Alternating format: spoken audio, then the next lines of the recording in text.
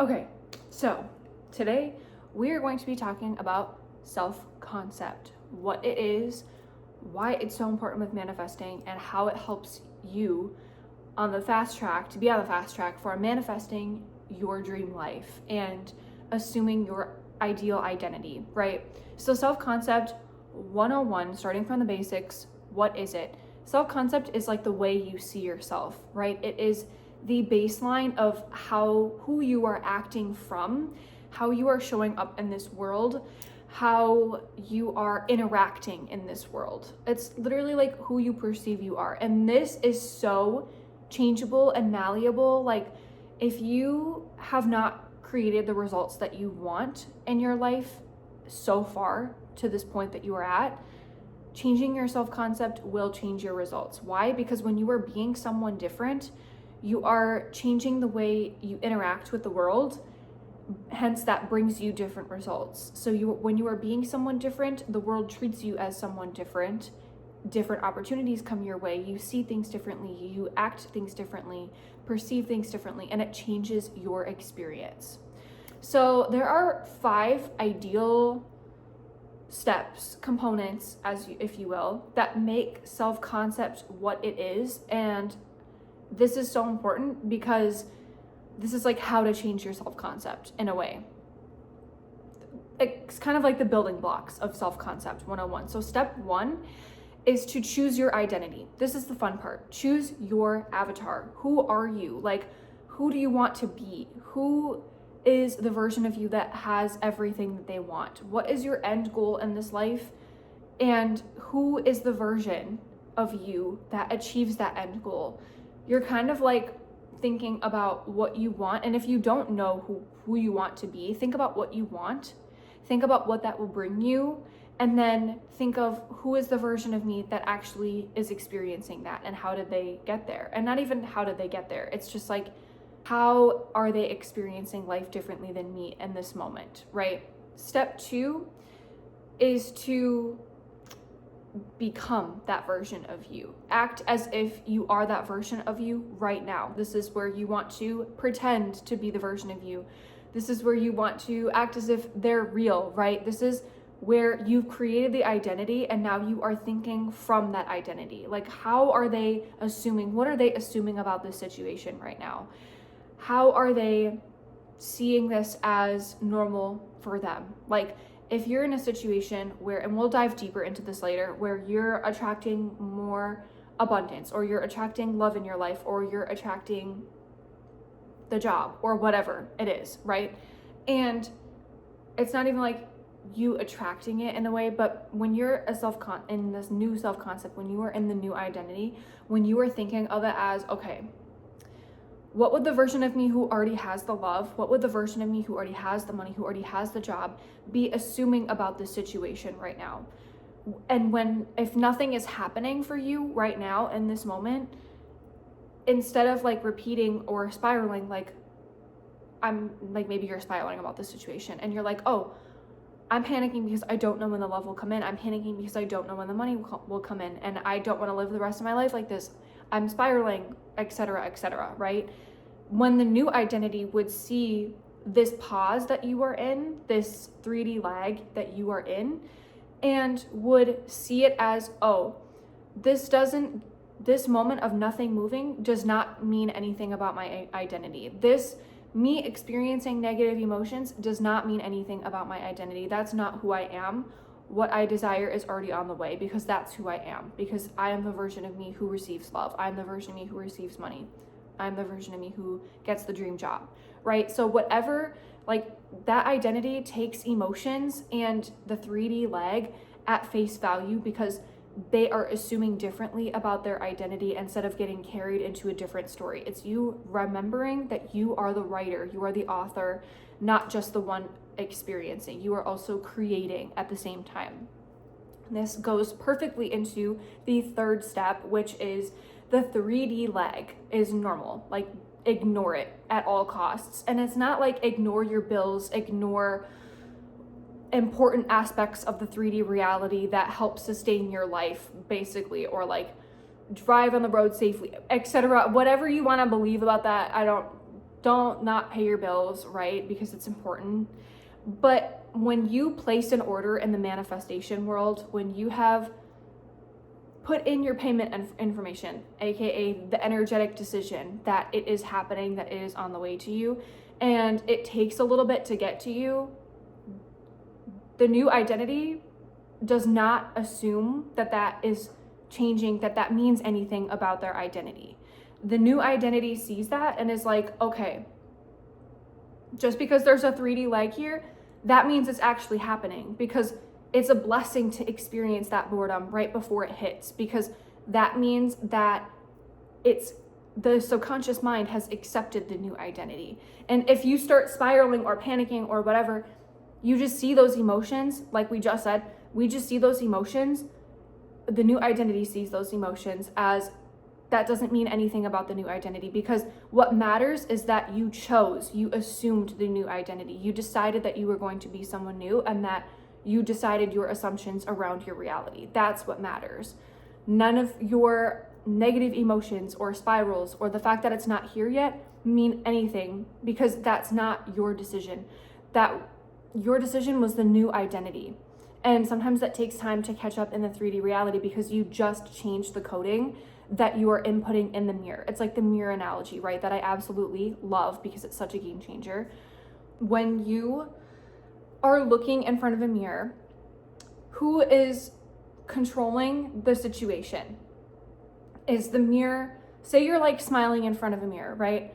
Is the mirror smiling back first, or are you smiling first? Obviously you, right? And so many of us forget this because we get so caught up, and we're taught to rely on our 3D reality so much. We get so caught up in it, and we think that whatever is reflecting in front of us right now is a valid reason for how we should experience what we experience. So if we're experiencing a lack of love in our 3D reality, or a lack of money, a lack of jobs, a lack of abundance, whatever you want to call it, whatever you are perceiving a lack of, if you are, it's because you may have forgotten that you are the one putting the coding in the mirror. You are the one inputting the mirror. You are the one smiling first. You are the one frowning first. You are the one doing whatever action first in front of the mirror, and the mirror has no choice but to follow.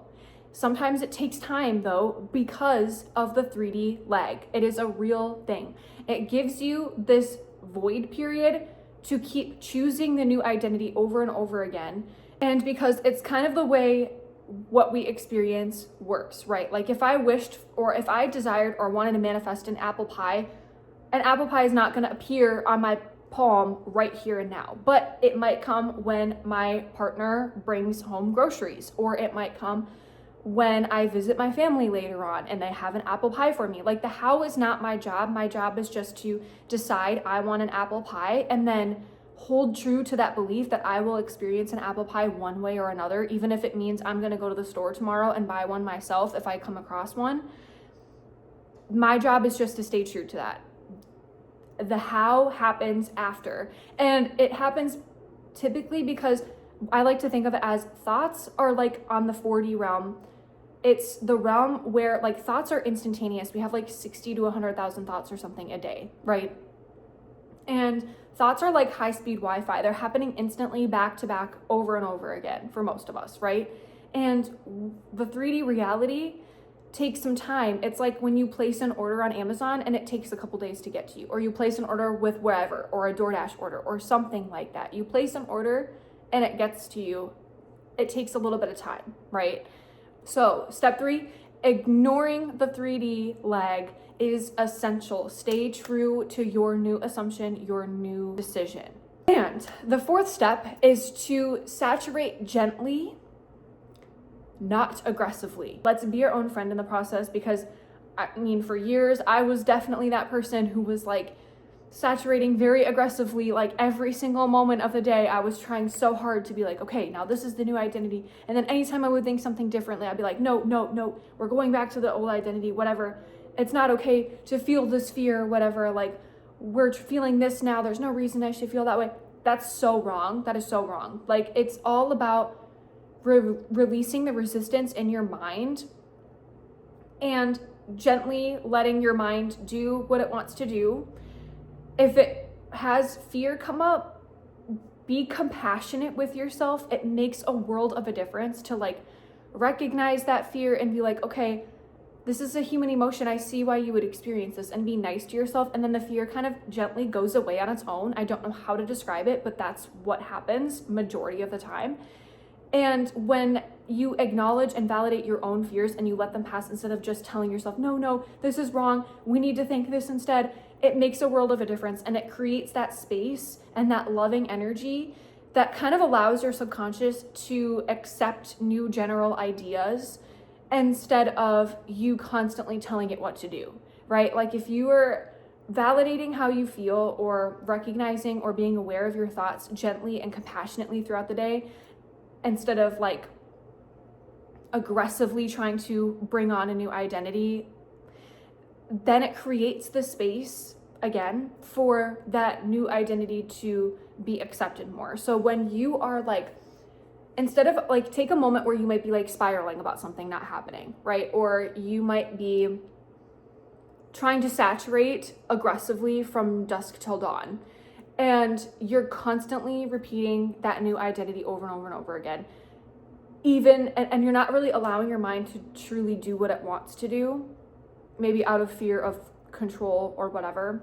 But like, just try this. Instead of being super aggressive and militant about it, take a deep breath, let your mind wander, let your mind do what it wants to do, acknowledge, validate, be compassionate, be your own friend about it, just be curious, have an open mind, right?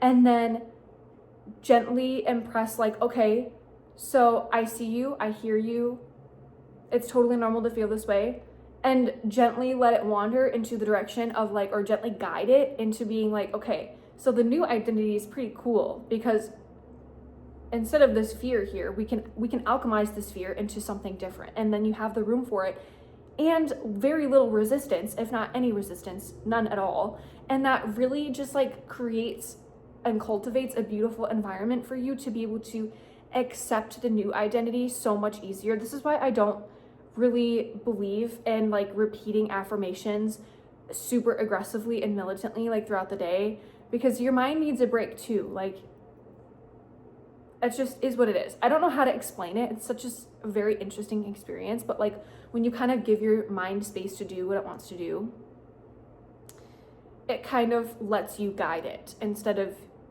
you completely controlling it, if that makes sense. And then step 5, we're getting sidetracked again. Step 5 is choosing your new identity again and again and again. So I know we just talked about like saturate gently, not aggressively.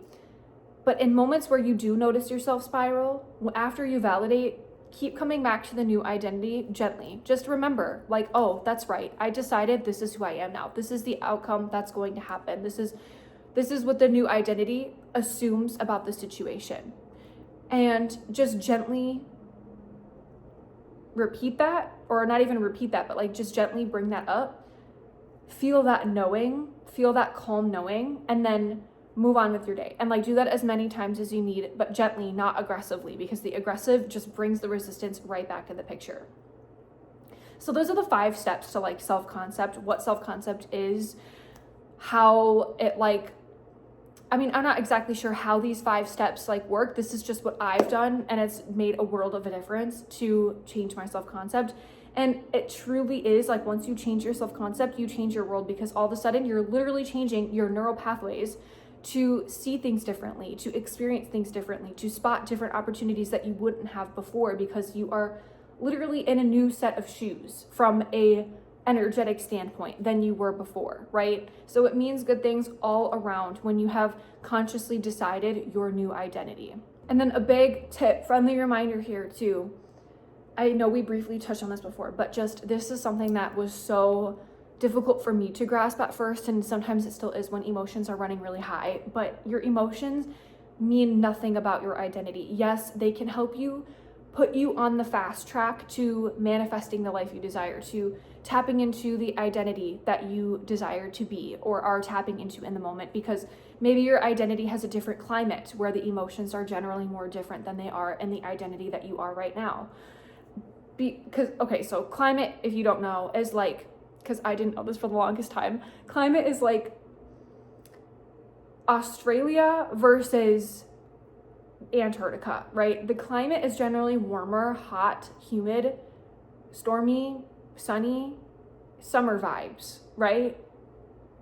That's the climate. And Antarctica is typically cold, snowy, sunny, maybe blizzardy. That's a climate too. So what I'm saying is, in your new identity, your climate might be different. You might have a general like change in temperature based on your emotions, like a general change of emotions that you experience more often than your old identity. And that's not necessarily a bad thing, because here is the main point that I'm trying to say. Gosh, it's like so hard for me to talk today for some reason. But your emotions, oh my gosh, my throat is so dry too. Your emotions mean nothing about the identity that you are manifesting at all. And I used to have more of a negative temperament back in the day. And I would see these negative emotions when assuming my new identity. And I would be like, okay, it's normal to experience emotions like this, negative emotions like this, because my new identity, this doesn't mean anything about the new identity I've chosen. And just not letting your emotions, like really letting your emotions be the weather and not letting them dictate who you are is so key in self-concept, because it's not who you are. It's just the weather, right? The emotions always pass, but who you are at a core level, at that geographical level that you choose to be, that is what the self-concept is, and that is who you are being, which allows you to, again, attract differently because you are being differently in the world.